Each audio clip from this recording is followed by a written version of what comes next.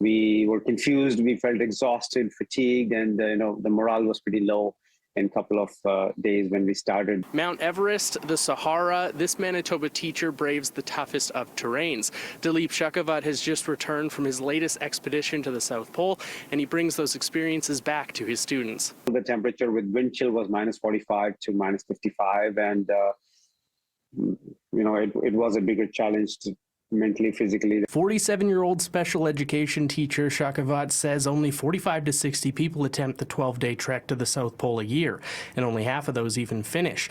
All 7 of those in his group made it to the end. We had our sleds to haul. They weighed around 45 to 75 kilos based on the group load we shared.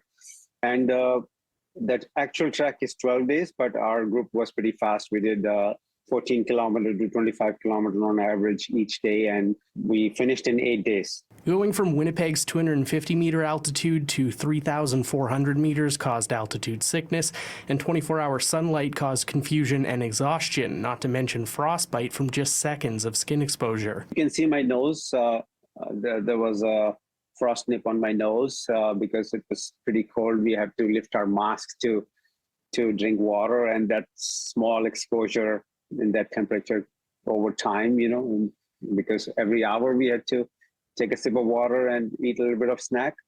And that's when the cold air got all of us. It sounds like a nightmare, but Shakavat says there is no inner peace and enlightenment like conquering these journeys. Reaching to the pole, that means it gave you that feeling that you have reached at the bottom of the world where only few people have dared to come. So I think that sense of accomplishment and doing it with a team is very empowering, that I felt really strong. Wherever I go in this extreme place, I find that connection with the nature, and I size up myself with the universe, and I feel better.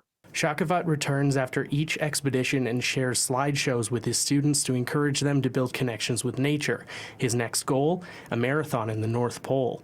In Winnipeg, Mike Albanese, City News. In one